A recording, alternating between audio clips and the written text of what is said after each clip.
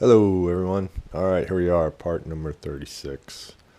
I've got it back upright again, and today I'm going to be doing a lot of sanding and repairing. I do have a few little issues before I put my next layer on the top. I've got some repairs to do here and a few little divots that need to be filled in, but this is going to get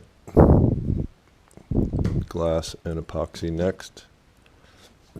So the whole top probably down to here. I smash it into my welder, so I'll need to fix this.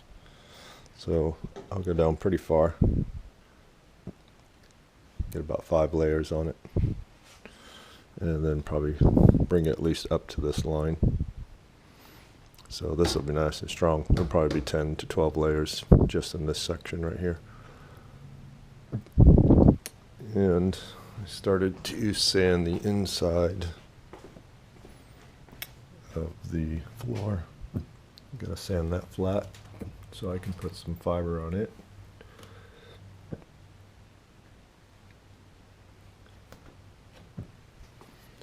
Sand these corners, get all this ready to glass. And then the next thing would be to flip it back over and do the bottom. So that'll be the last thing. Alright guys, thanks for watching. Catch you in the next one.